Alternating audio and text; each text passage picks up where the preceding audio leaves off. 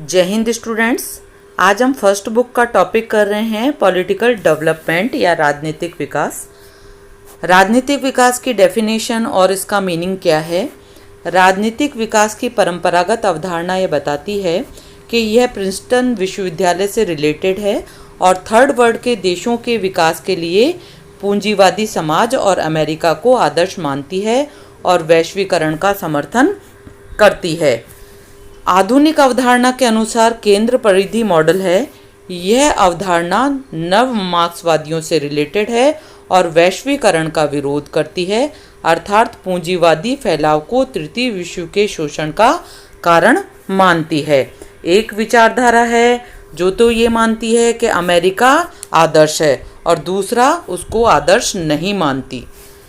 Princeton विश्वविद्यालय से संबंधित अनेक विद्वानों ने विकासशील देशों में जाकर सीधा अध्ययन किया, जैसे माइनर विनर ने भारत का किया, विंडसर ने पाकिस्तान का किया, एप्टर ने घाना का किया, लूसियन पाई ने म्यांमार का किया, कीथ ने इंडोनेशिया का किया, कॉलमैन ने नाइजीरिया का किया और रिक्स ने श्रीलंका का किया।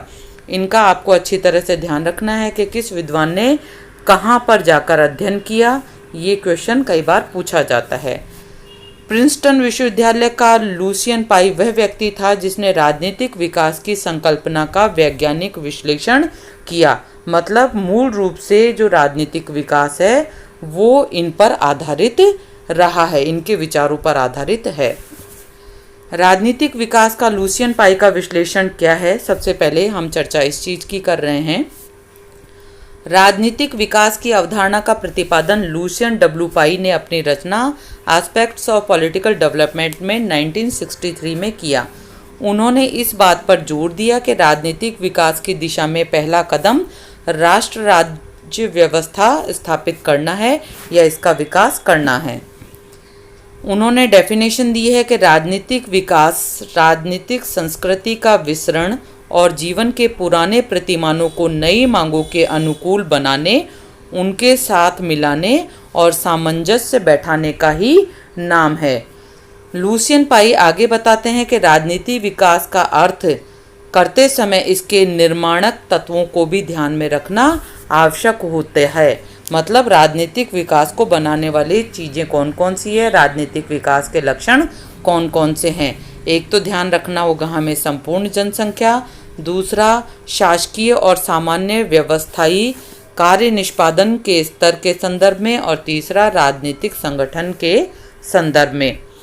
अब वो बताते हैं या उनके अनुसार राजनीतिक विकास है उसकी प्रमुख कैरेक्टरिस्टिक्स या लक्षण कौन कौन से हैं। वो है नंबर 1 इक्विलिटी, नंबर 2 है कैपेसिटी और नंबर 3 है डिफरेंशिएशन या स्पेशलाइजेशन, समानता, क्षमता और विभेदीकरण। सबसे पहले हम बात कर रहे हैं इक्विलिटी की। इसका तात्पर्य है धर्म, वंश, जाति, लिंग, धर्म, इन जो कृत्रिम आधार है इनके भेदभाव के बिना देश की राजनीतिक प्रक्रिया में जनसमूह की भागीदारी निभाना। दूसरा है कि राज्य द्वारा निर्मित कानून सभी नागरिकों पर बिना किसी भेदभाव या समानता के स्थापित हो। और तीसरा वो बताते हैं कि सभी राजनीतिक सार्वजनिक पदों पर भर्ती में समानता का सिद्धांत लागू हो। ये तो बात कर रहे हैं वो समानता की। दूसरा है क्षमता। क्षमता किन किन चीज़ों की? किसी राज्य तथा सरकार में आवश्यक कार्यों के उत्पादन की क्षमता कितनी है।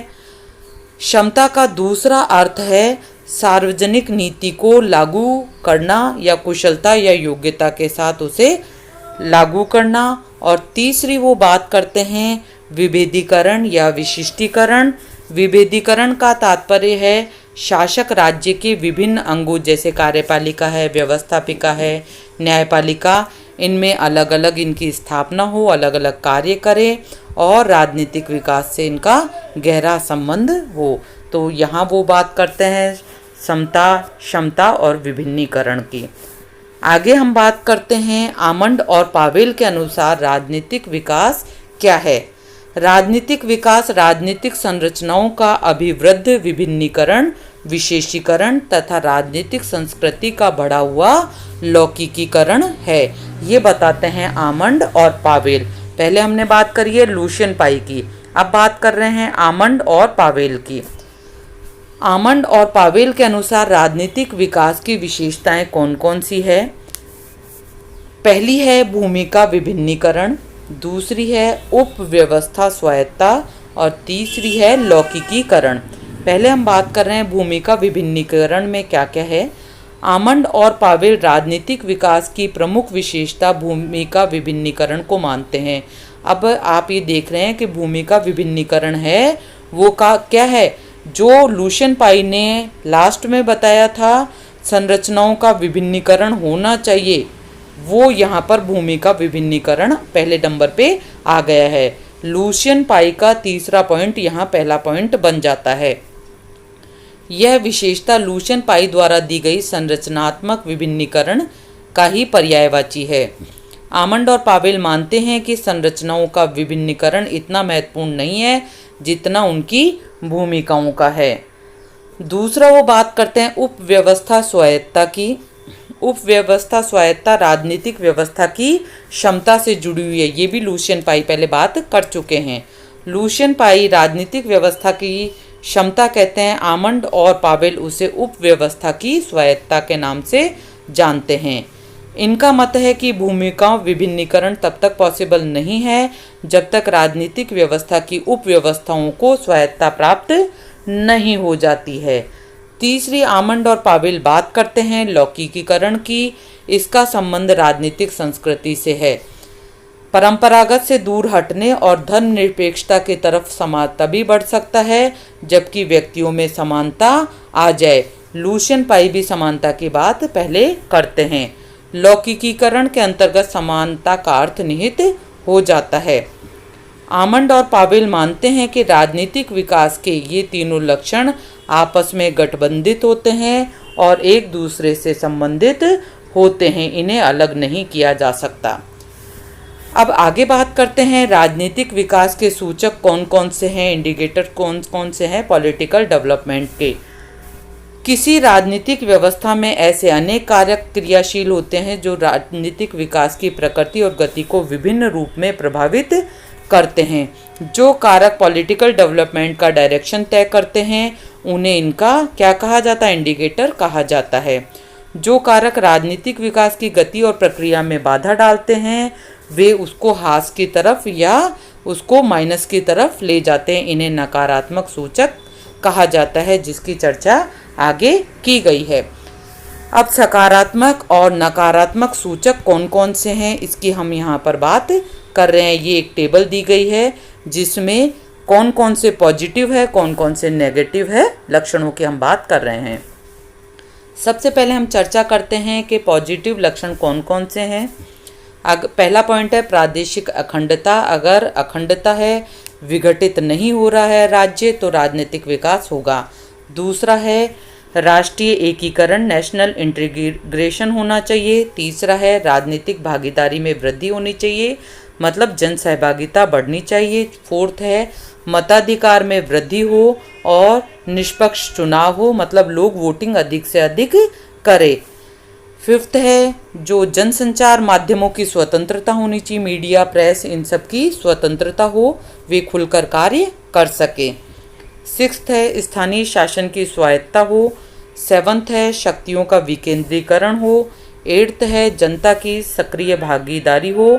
नाइन्थ है रूल ऑफ लॉ हो और टेंथ है विधायिका की प्रभावशाली भूमिका हो। ये अगर 10 पॉइंट किसी राजनीतिक व्यवस्था में है तो वह देश क्या कर रहा है, पॉलिटिकल डेवलपमेंट की ओर अग्रसर हो रहा है, पॉजिटिव चीज़ें हैं। अगर किसी देश में ये नेगेटिव चीज़ें पाई जाती है, नेगेटिव लक्षण पाए जाते हैं, तो वहाँ राजनीतिक विकास न होकर राजनीतिक पतन होता है। कौन कौन सी चीज़ें हैं इसकी चर्चा आप देखिए यहाँ पर हम कर रहे हैं।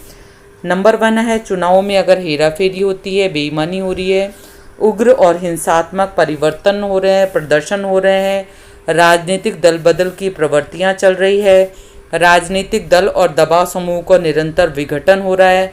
फिफ्थ है कानून के शासन का अभाव है।